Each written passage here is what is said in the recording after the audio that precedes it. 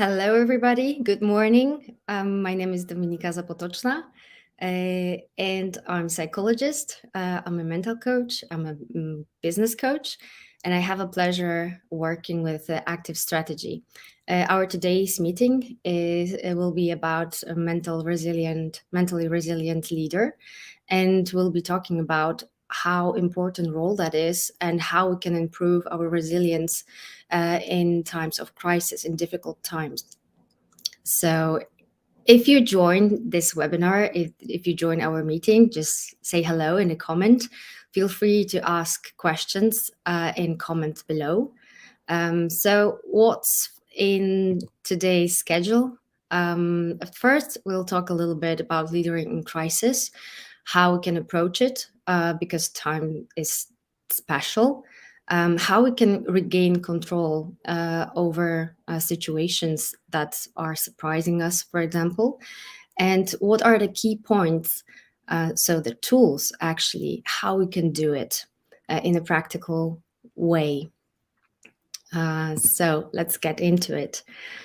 So, leader sets the tone, and leader is a very responsible position in a company, but I think you know that.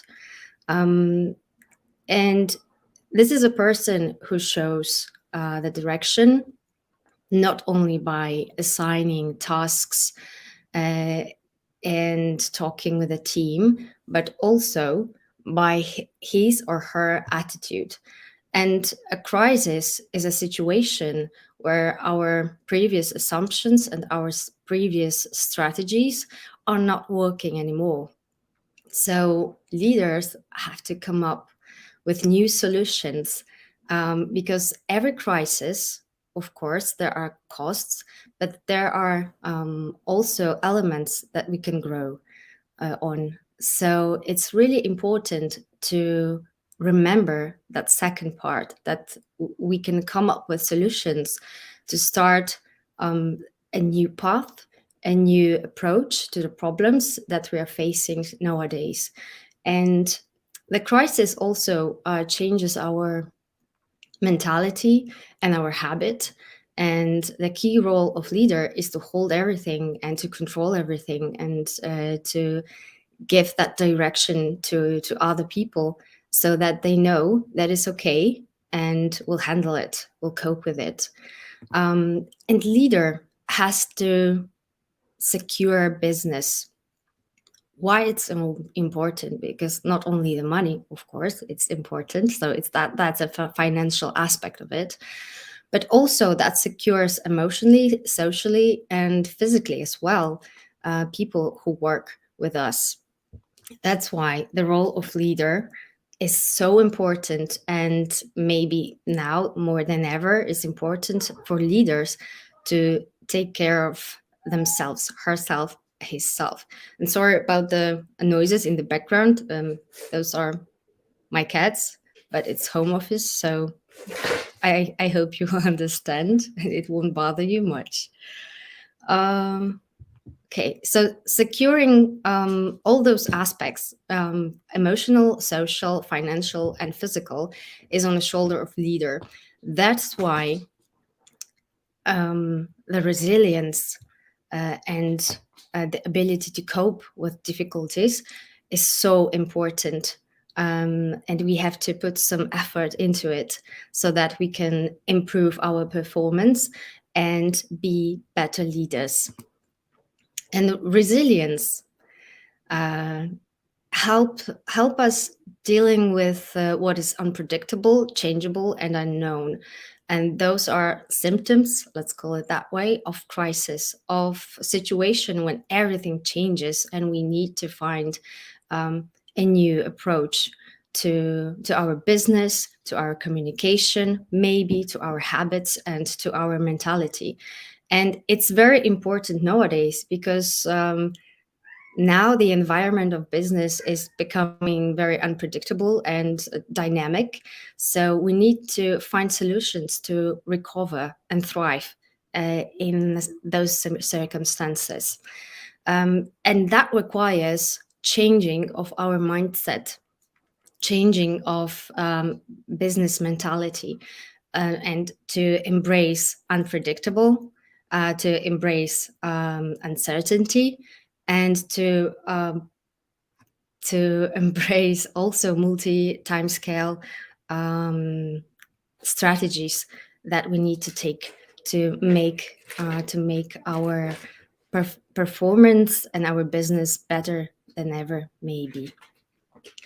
So why it's so important to change our mental model, and our approach to business.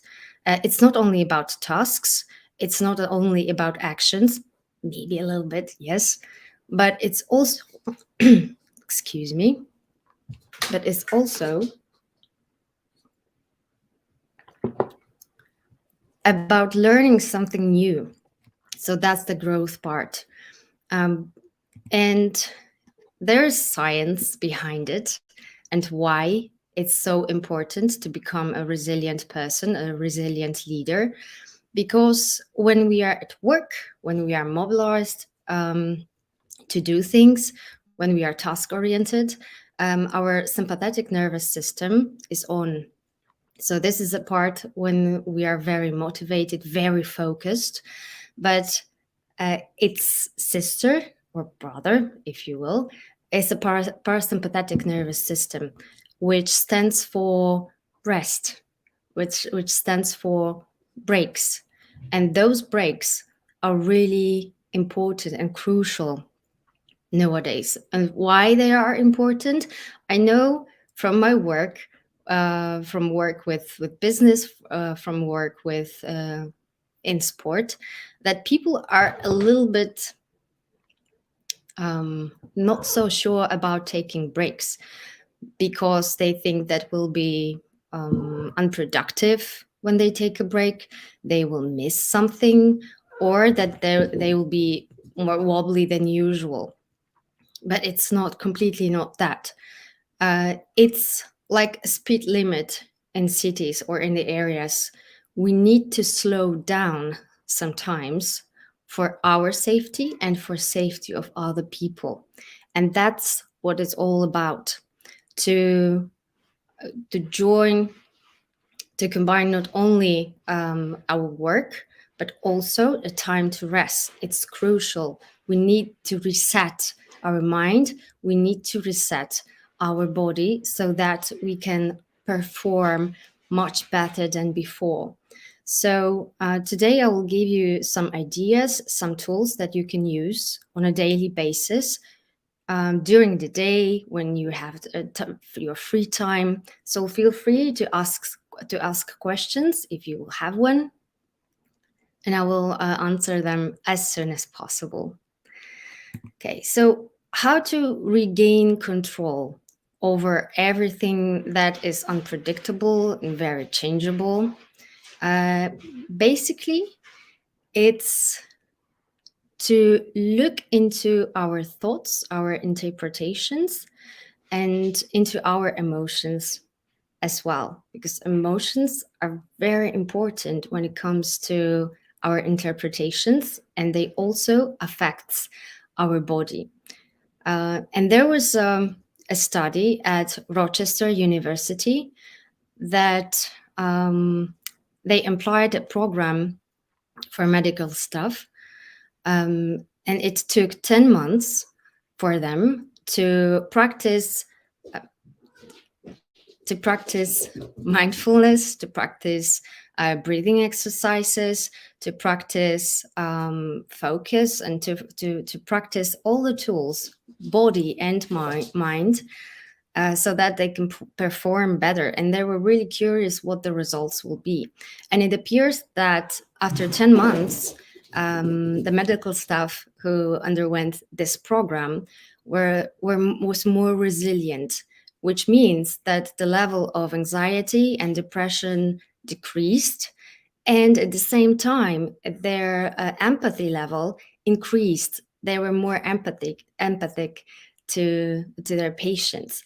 So it's not the only research that has been done over the years. Many research show that resilience, that regaining control over the chaos that is all around us helps us to be a better leaders, a better people, and it allows us and it helps us to perform better, which is crucial.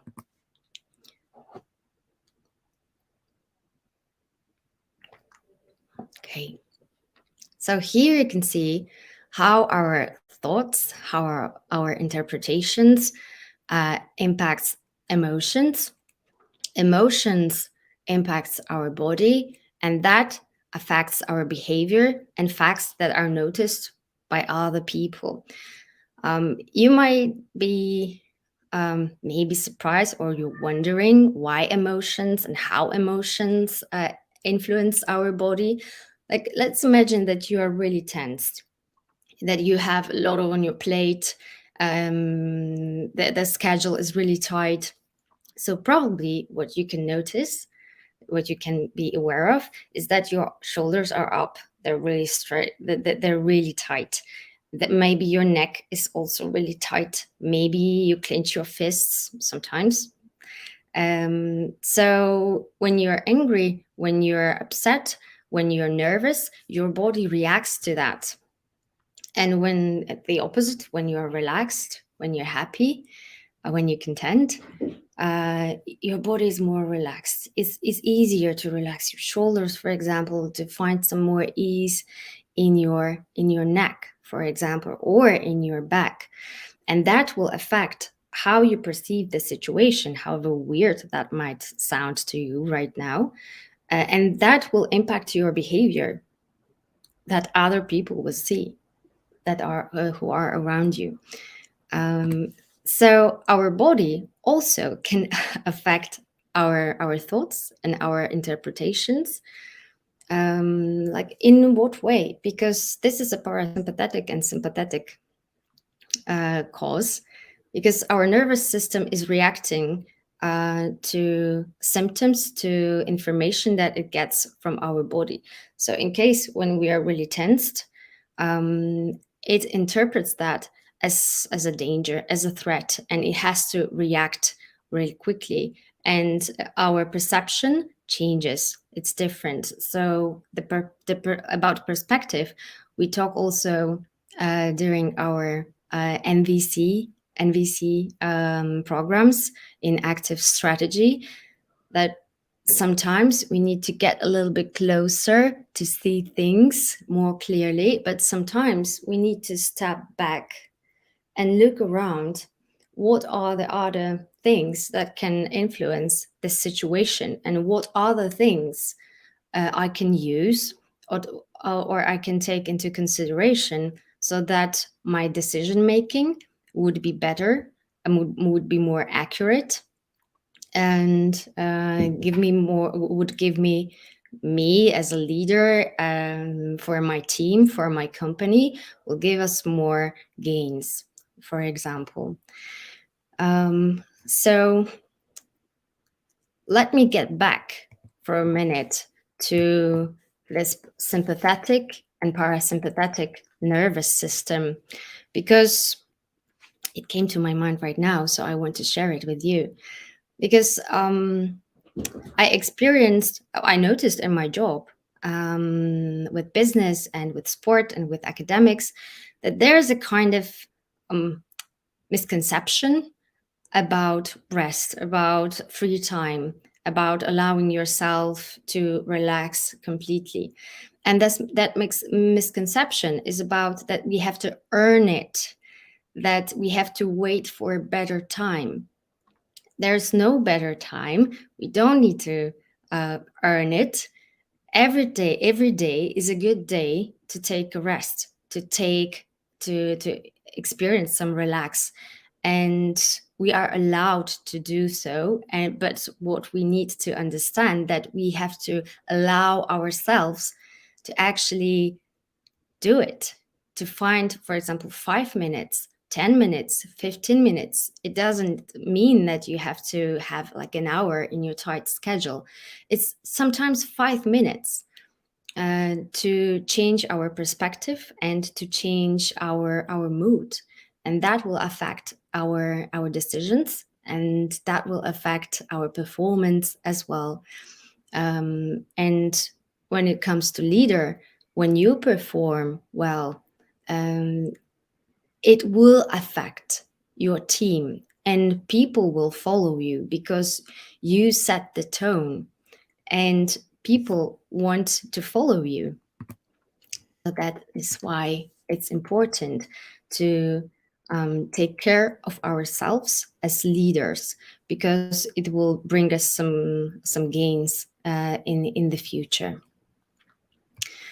I mentioned also emotions, but I will talk about it a little bit later.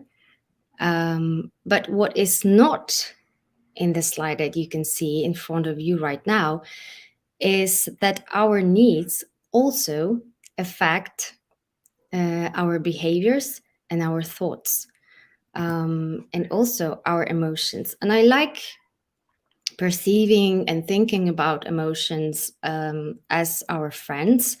Some people think they are foes because they bring chaos and misunderstandings sometimes.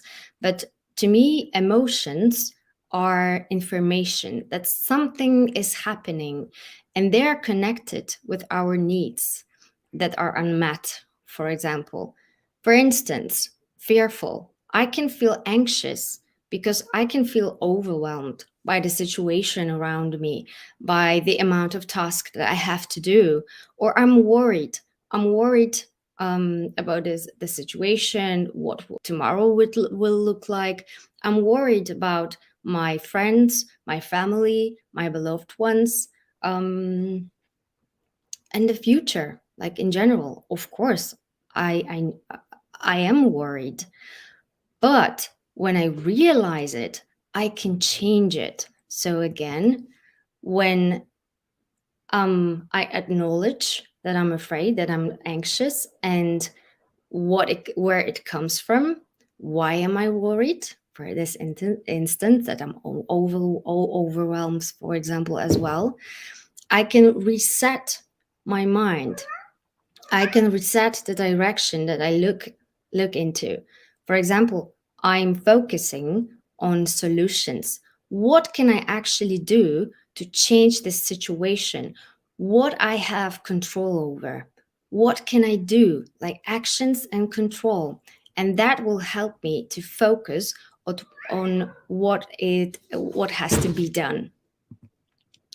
And of course, I said I said a little bit about feeling anxious, but also we can feel optimistic, and we can be happy. We are allowed to be happy, and when I feel optimistic, I can be hopeful because there is hope for a better future, for good solutions.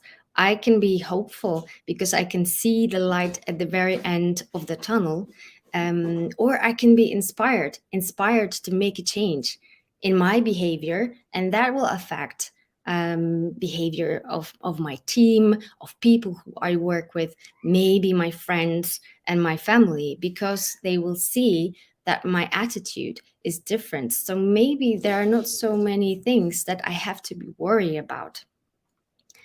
But we usually think, what's tricky about it, we usually think that we're very logical and intellectual, but the truth is that a lot of emotions are not the result of brain reacting to a situation. What is happening is that brain predicts which emotion would be appropriate for a certain situation, and it corrects its emotional state based on input that follows. But the trouble with that is it's really difficult and it's really hard to change the course based on the further input. So what we should do, or what we can do actually, it's pretty easy actually, because we can stop, pause. And that pause and that time for yourself, like I mentioned before, it's 2 or 3 minutes tops sometimes.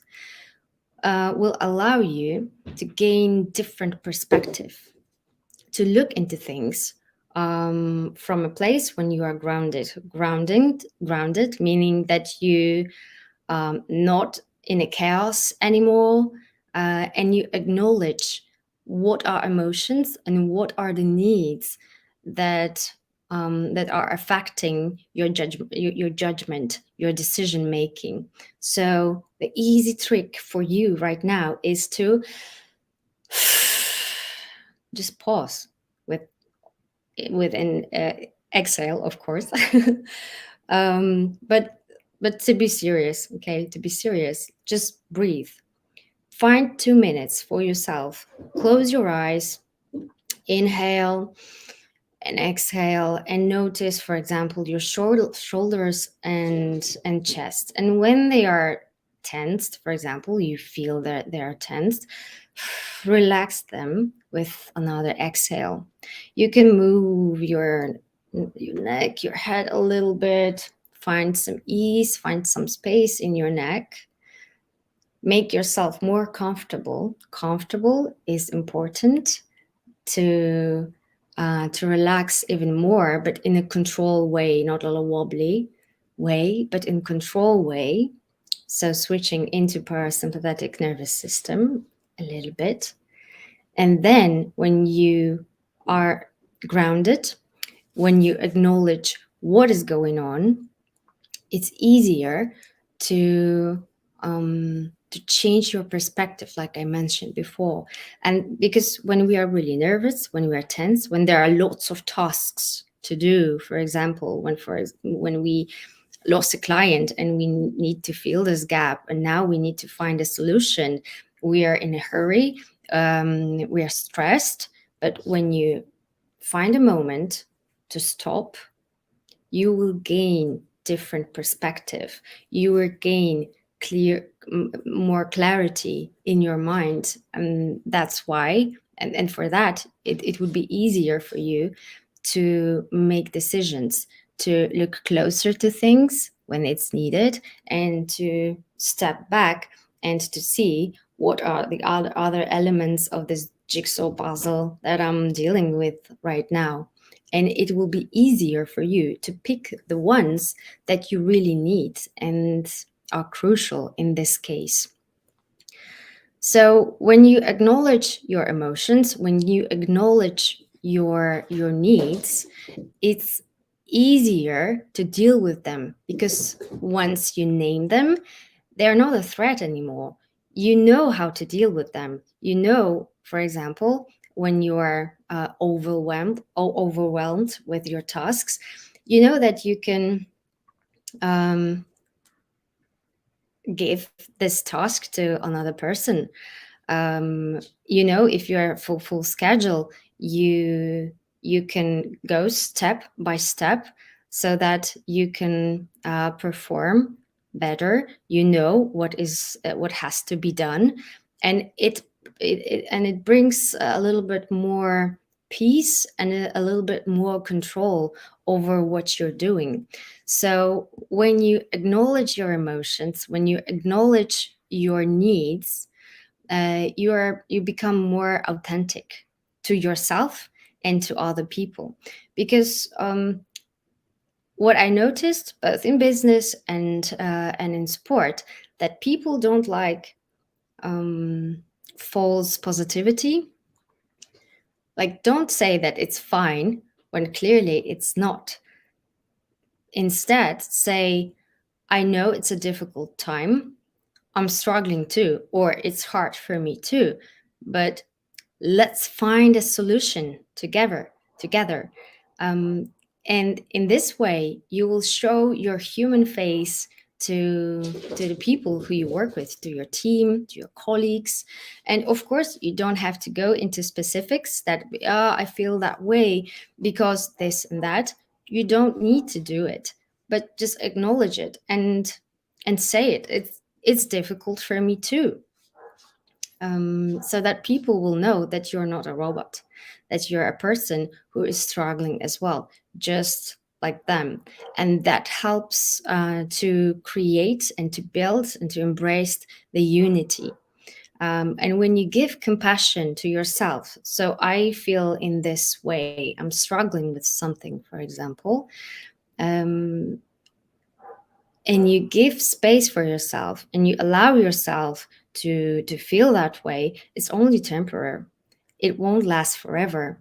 When you are compassionate for yourself, it's easier also to be compassionate to other people and to be more empathetic to other people. But sometimes it might be problematic because if we empathize too much, we can dive into really hard and difficult emotions. That's why compassion and authenticity and this pause is important, just to gain just to gain different perspective and knowing what your role is. That's crucial. And being authentic, being compassionate to yourself and to your team helps to create and embrace the unity so that people won't feel that they are alone in that. When we see that other people are struggling just as we are, just as we do, but they're finding solution and their attitude is positive, like, okay, it's difficult, I'm struggling, but I have hope to change. um, they won't get even more into that environment of hope, into that environment of unity, in this environment of finding solutions together and to work together on problems, on improving the company, the strategies. So the boundaries and rules are also has to change, um, because of the crisis. Because, like I mentioned at the very beginning of this meeting, of this webinar, we need to reset our attitude. We need to reset our business mentality, because the situation right now, the environment right now, is very unproductive and dynamic. And a little bit more about boundaries and rules. You can hear about it from Martina, Wojtek, and Isa.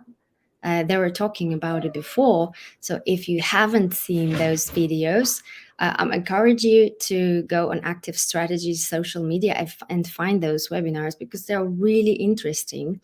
And they are talking more about setting boundaries and rules. So if you haven't seen it, go and see them. But of course, after this webinar. So what I mentioned are boundaries and rules, the unity that we're not alone in a crisis, we're not have to deal alone with things around us, being compassionate to yourself and to your colleagues, to your team, and being authentic are keys into resilience. But the bigger key, the golden key, is actually relaxation. And it's something, what I noticed in my work, it's something that people are pretty reluctant about. They're not so certain about it. I told you, or I said it before, that people are very suspicious when it comes to relaxation, because they want to be focused and they want to be their best at the very moment. But we need to remember that we need that break for ourselves to reset, to restore our resources. And many research show that resilience help us dealing with stress, dealing with difficult situation. It also improves our health. And what I mentioned before, the leader role during crisis is very important, because we influence our teams, we set the tone.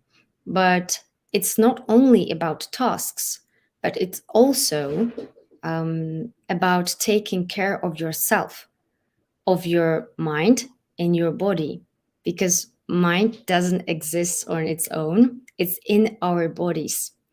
And how to do it, how to take care of your body. I will share some tools with you that you can use on a daily basis, and they're really simple, and very efficient at the same time. And I think that efficient is actually a key word in that, because you as a leader want to improve, want to perform the best possible. um, and this is what you will get from those tools. And I mentioned before regaining control, remember? And this is something that we work in sport. It's pre-performance strategies, which help athletes to stay focused and calm. So look at those tools on those exercises in the way of performance, that they will improve it. And the first are breathing exercises. There are plenty of them. I'm sure that you heard a lot about breathing exercises. What I really like about breathing, cautious breathing, it is that it's really efficient, and you can do it everywhere because we breathe all the time. So, for example, when you're at the meeting with your team or with your clients, or if you're really nervous before a call that you have to make, for example, or before the meeting, a very important meeting, you can just sit. So pause again and breathe. And what you will notice probably is that at first your breath will be really shallow and really tensed, but when you keep breathing, you will notice that your breath is getting a little bit more into your body. It's more relaxing, and it will be easier for you to relax your body. Remember this connection between body and mind. If your body is relaxed in that controlled way, your mind will work more efficient, and your judgment and your decision making will improve. Then body mind exercises. So body mind connects, it helps us to stop this high speed mind, stop this thought process that we have, and to focus on presence. And body mind exercises is, for example, Pilates, stretching, kinetics, yoga. And those exercises help us to switch a little bit into parasympathetic nervous system. It helps. Those exercises help us to deal with stress. We're becoming more resilient because our body is not tensed all the time, but it finds some relax, and it finds some length in it. This is how I like call it, the length in our body, the space in our body. And relaxation training, last but not least, and there are a few options. For example, Jacobson or Schultz, they're very efficient. You can find them around the internet if you type that into Google's. And sometimes it takes time to see the results, but it's worth it. When it comes to relaxation training, we also use, there are, of course, the recordings that you can listen to. But in my opinion, when it comes working with business and with sport, the most efficient are breathing exercises. Because, like I mentioned before, you can use them everywhere, like at any time you want. So, think of a situation when you feel really stressed, when you feel the pressure, not only in your mind, because there's a lot on your plate and on your shoulders, but also the shoulders in your body. So again, stop, pause, and breathe. And that will help you to get into this body mind connection, because then when you will find the spaces in your body that are tense, you can control them, relax them in controlled way. And that will bring you some more clarity to your mind. That will affect your performance, and that will affect your behavior. When people will see that you are relaxed, that you are comfortable, and you're focused, they will follow you. And of course, the most is beneficial for you, because for, not only for your performance at work, but also for your health, which is crucial. Because, like I mentioned in the beginning of this webinar, the role of leader is to secure the business, secure it not only for themselves and for the company, but for people they're working with. So in case you're healthy and you're well, you take care of your well-being, it will be much easier for you to help other people in this way by securing the business. And we have to remember that in crisis, it's like not like a short-term run. We need to look into the future. We need to acknowledge and be aware that it can take some time to get to normal, whatever normal is. So taking care of your body, taking care of your mind, taking some times for relaxing, for this pause is crucial, because your resources, your mentally resources, your psychological resources, your cognitive resources, your emotional resources, physical resources will improve when you find time for yourself, and they will deplete when you won't, and it will be more difficult for you to find motivation, to find patience. And you probably can notice problems like insomnia, for example. And it's definitely not what leaders want for themselves, for their companies, and for their teams. Definitely not. And I want you to leave with this quote. This is a quote from New York Times. Richard Fernandez gave them interview. He's a former Google executive, and he's a person who provided Google with a program, mental resilience program, mindful program, because he was aware how important that is for leaders and for teams and for the company. When we feel good about ourselves, when we feel like in general, we perform better, and we need that for our business.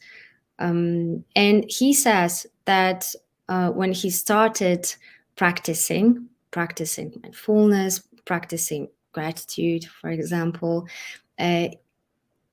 he noticed it. He noticed that it's like an emotional and mental bank account, and he's dealing with stress much better than before, and he's more resilient, and he's not scared of any demands or new challenges that appeared in front of him. He has his emotional and mental bank account, which is resilience itself.